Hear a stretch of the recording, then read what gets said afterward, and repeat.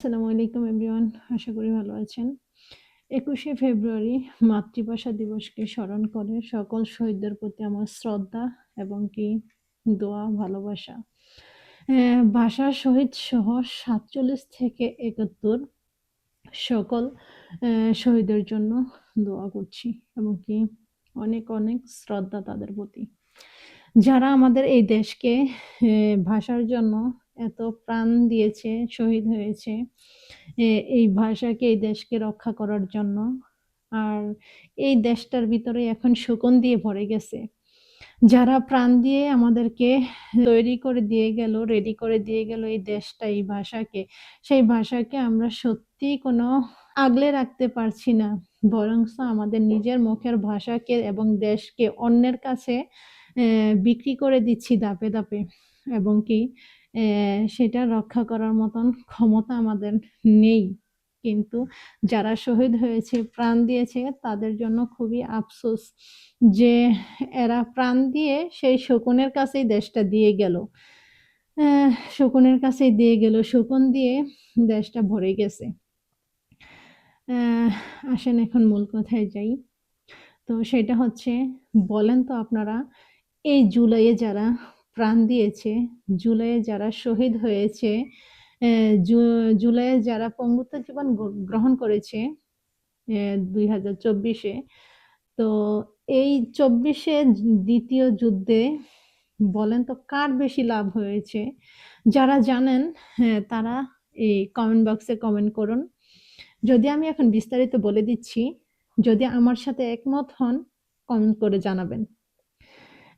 সবচাইতে বেশি লাভ হয়েছে এই যুদ্ধে, যার যা রক্ত গেছে গেছে, প্রাণ গেছে গেছে, হাত পা চোখ নাক মুখ গেছে গেছে, তাতে কারো কিছু যায় আসে না, বর্তমান সরকারের কিছু যায় আসে না। তাই তো সে জুলাই সনদকে অস্বীকার করছে।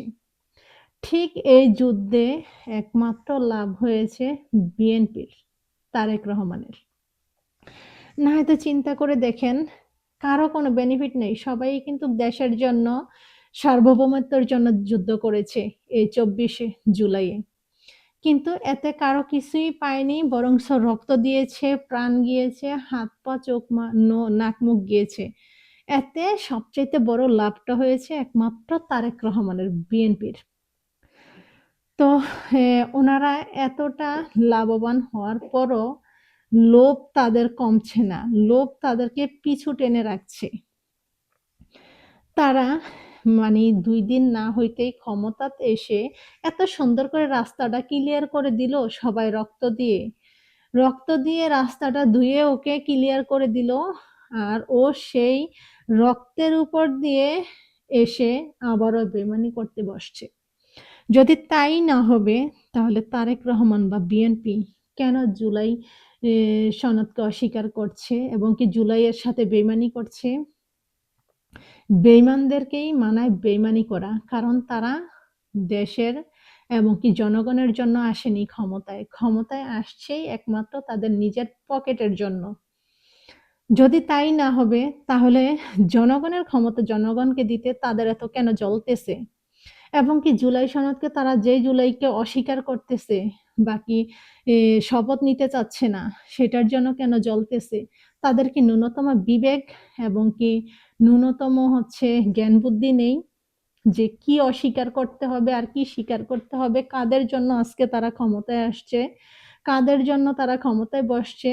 যাদের কোনো এই 15-16 বছর দেশে কোনো ভূমিকা নেই, বাকি দেশের মাটিতে পা ফেলতে পারে না, সবাই পলাতক, এক একজন বোরকা পরে চলাফেরা করে, বিদেশে বসে আছে, যাদের কোনো ভূমিকা বাংলাদেশে নেই, প্রাণ দিল তো সাধারণ জনগণ দিল, তাদের হয়ে এই তারেক রহমান ক্ষমতায় এসে কি করেছে আর কি করতেছে আপনারা চিন্তা করে দেখেন তো। তো তারেক রহমানের উদ্দেশ্যে বা বিএনপির উদ্দেশ্যে বলবো যে বেইমানি করবেন, কোথায় করবেন সেই ন্যূনতম জ্ঞানটুকুই আপনাদের হয় নাই। কোথায় বেইমানি করতে হবে আর কোথায় কৃতজ্ঞতা স্বীকার করতে হবে, আপনারা আগে ভালো করে কোথায় কৃতজ্ঞতা স্বীকার করতে হবে শিখে আসুন। তারপরে হয়তোবা আপনাদের ক্ষমতাটা নিলে, আপনার হাতে নিলে সেটা ভালো হইতো। না হয়তো এই 26-এ কোনোভাবেই কথা ছিল যে 24-এ শেখ হাসিনা এই দেশ ছেড়ে পালিয়ে যাবে, 26-এ ভোট হবে এবং কি এই নির্বাচনে বিএনপি জয়ী হবে, বিএনপি ক্ষমতায় আসবে। যদিও চুরি করে আসছে, তারপরও আসছে। কিন্তু এই যে চুরি করারও সুযোগ পাইছে এবং কি ক্ষমতায় আসার সুযোগ পাইছে, কাদের জন্য পাইছে? কে ওকে রাস্তাটা ক্লিয়ার করে দিল? এই জুলাইয়ের রক্ত, এই 24-এ জুলাইয়ের রক্ত রাস্তাটা ক্লিয়ার করে ধুয়ে মুছে দিছে। আর সে ওইখানে টুপ করে এসে উড়ে এসে জুড়ে পড়েছে। তো এইটুকু কি ন্যূনতম জ্ঞান বুদ্ধি নেই বিএনপির লোকদের এবং কি তারেক রহমানের? জুলাইকে অস্বীকার করা, জনগণের অধিকার ফিরে দেওয়া, এটা কি তারেক রহমানের কাজ ছিল না? তো এই সব তারেক রহমান দেখেও না দেখার ভান করছে, শুনেও না শোনার ভান করছে। তো সে কিভাবে ক্ষমতায় থাকবে আর তাকে কিভাবে জনগণ ক্ষমতায় রাখবে? জনগণ ক্ষমতায় ওনাকে রেখে কি পাবে? কি দিয়েছে জনগণকে উনি এই কয়েকদিনের মধ্যে? অত্যাচার, অবিচার ছাড়া, তার চেলাপেলারা, তার কুত্তারা এই মানুষকে অত্যাচার ছাড়া, বাড়িঘর পোড়াও জ্বালাও ছাড়া, মহিলাদের উপরে হামলা, ধর্ষণ এইসব ছাড়া আর কি দিয়েছে? তো এগুলো কি তারেক রহমান চোখে দেখে না? আসল কথা হচ্ছে এগুলো তারেক রহমানই শিখাই দিছে এবং তারেক রহমানেরই সেইখানে সায় আছে। আর যদি তা না হবে, তারেক রহমানের যদি ন্যূনতম জ্ঞান থাকতো, আসলে মানুষ শিক্ষা পড়া জানলে শিক্ষিত হয় না, ভালো কোনো রাষ্ট্রে থাকলেই মানুষ হয় না। তো উনি তো ইউকেতে ছিল, ইউকেতে সে থেকে কি শিখেছে? ভিতরের সেই কালো কালো দুর্নীতিগুলো যদি সে না সরাইতে পারে, চোখের কালো পর্দাটাই যদি না সরাইতে পারে, সে ক্ষমতায় থাকবে কি করে আর তাকে মানুষ দাম দিবে কি করে? তার চেলারা এবং কি সে নিজে, তারা ক্ষমতায় আসার পরে মানে এমন একটা ভাব করতেছে মনে হয় যেন বাবা ওনাদের বাপের দেশটা এটা, আমরা ওইখানে বেসে আসছি, ওনাদের বাপের টাকা দিয়ে আমরা চলি। আরে ভাই, জনগণের টাকা দিয়া এই সরকার মন্ত্রী এমপি যারা আছেন তারা আমাদের টাকা দিয়ে চলে, আমাদের টাকা, এই জনগণের টাকা দিয়ে চলে, বিদেশিদের রেমিটেন্স দিয়ে চলে দেশ। ঠিক আছে, বিদেশিদের রেমিটেন্স দিয়ে এবং কি হচ্ছে দেশের জনগণের সাধারণ এক রিক্সাওয়ালা যে তার টাকাটা দিয়ে সরকার চলে। অর্থাৎ একদম নিম্নমানের যে গরিব লোকটা আছে বাংলাদেশে, সেই সাধারণ জনগণের টাকাটা দিয়ে এমপি মন্ত্রী যত প্রশাসন যারা সব চলে। তো অনুগত হইতে হইলে এবং কি নত স্বীকার হইতে হইলে, জবাবদিহি করতে হইলে, ভালো উপকার করতে হইলে জনগণের সে করবে, জনগণ তাকে করবে না। জনগণ তাকে সম্মান দিবে, তার সম্মান যেটুকু সে প্রাপ্য। তবে সম্মান কি মানুষ জোর করে নেয়? জোর করে পায়? পায় না তো। এটা হচ্ছে সম্মান নিজে অর্জন করতে হয়, নিজের যোগ্যতা দিয়ে এবং কি নিজের কর্ম দিয়ে। আমি যদি ক্ষমতা, যাদের টাকা দিয়ে আমি চলতেছি, তাদের সাথে যদি আমি দুর্নীতি করি, তাদের সাথে যদি রাজনীতি করি, তাহলে আমি কেমন সরকার হইলাম? আমি তাহলে কেমন ভালো মানুষ হইলাম? আমি তো তাহলে ভালো মানুষের কাতারেই পড়লাম না, আমি তো তাহলে অমানুষের কাতারে পড়লাম। ঠিক তারেক রহমান এবং কি বিএনপি দল যারা আছেন, যদি আমার কথাটা গায়ে লাগে, আমার কিছু করার নেই, কারণ আমি একজন সাধারণ জনগণ হিসাবে বলবো যে আপনারা ক্ষমতায় আসার পরে এই 2 দিনে মানুষকে এতটাই বিষিয়ে তুলেছেন, এতটাই মানুষকে কি বলে অত্যাচার করেছেন, মানুষ এখন আপনাদের প্রতি সম্মান দেখানোর থেকে ঘৃণা বেশি দেখায়। আপনারা মানুষকে এই 2 দিনেই একদম তেজপাতা বানিয়ে ফেলছেন। আপনারা সম্মান কিভাবে পাবেন? জোর করে? জোর করে তো সম্মান কেউ নিতে পারে না। হয়তো আপনি জোর করলে আমি আপনাকে ন্যূনতম একটু ভয় পাবো, তবে হ্যাঁ, যারা সৎ, দেশকে ভালোবাসে, দেশপ্রেমিক, তারা কখনো আপনাদের মতন কুকুরদেরকে ভয় পায় না। অ্যাটলিস্ট তা আমি ভয় পাই না।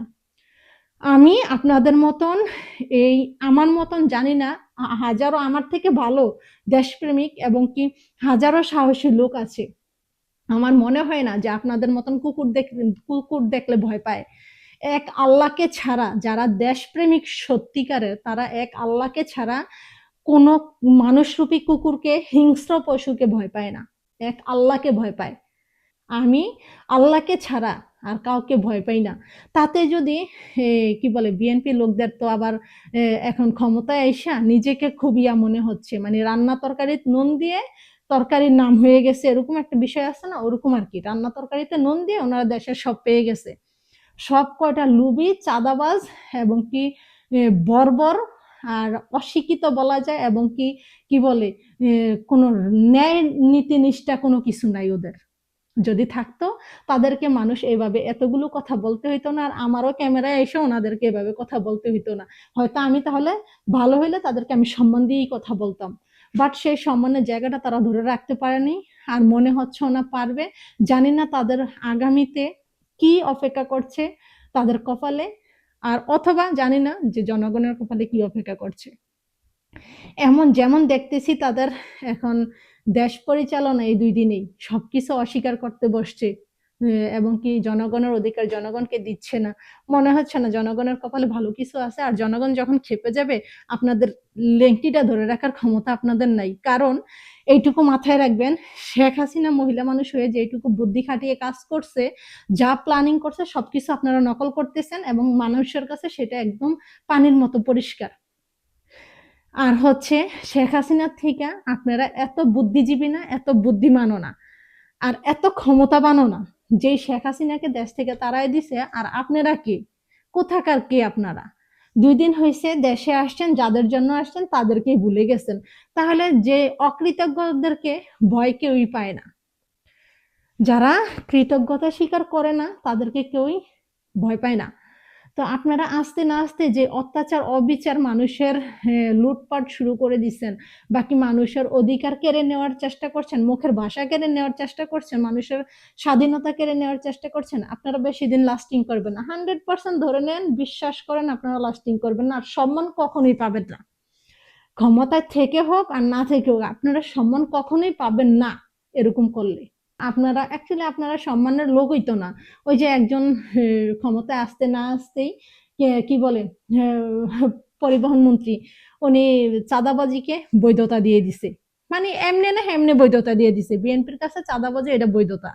আপনি মানে সে বলে সড়ক সমঝোতার ভিত্তিতে যদি টাকাও নেওয়া হয় সেটা চাঁদাবাজি না, যদি জোরপূর্বক নেওয়া হয় সেটা চাঁদাবাজি। ওনার কি উক্তি, কত মাথায় বুদ্ধি! আর ওনার এই বিএনপির দলের ভিতরে সব হচ্ছে খুনি, চাঁদাবাজ, এগুলো ছাড়া আপনি ভালো কোনো কাউকে দেখাইতে পারবেন? ভালো কাউকে দেখাইতে পারবেন? আমি হাতে গোনা 1-2 জন ছাড়া বলবো, হাতে গোনা 1-2 জন ছাড়া বাকি সবাইকে বলবো দুর্নীতিবাজ সবগুলো, সব চাঁদাবাজ, পেটুক, এবং কি লোভে এই ক্ষমতায় আসছে, লোভে এই ক্ষমতা ছাড়তে চায় না, এবং কি দুর্নীতি করে আসছে। ওরা ওরা দুর্নীতিবাজ, চাঁদাবাজ, বিএনপির সবাই দুর্নীতিবাজ, চাঁদাবাজ, এবং কি হচ্ছে যে কোনো ন্যায় নিষ্ঠা নীতি কোনো কিছু ওদের কাছে নেই। আবার ওরা সম্মানের আশা করে, কেউ যদি কোনো কিছু ওনাদেরকে বলে ওনাদের অনেক লাগে, ওনারা ওই লোককে খুঁজে, ওই রাস্তার মধ্যে কিছু বললে লোককে মারধর করে। তো মানে ওরা মানে জোর করে নিজের সম্মান নিতে চায়। আরে জোর করে সম্মান না নিয়ে নিজের কর্ম দিয়ে, কর্ম ভালো দেখে সম্মান নেন, সেইটা হচ্ছে সম্মানের। মানুষের মধ্যমণি হইতে হলে নিজের কর্মকে ঠিক করো, মধ্যমণি হও।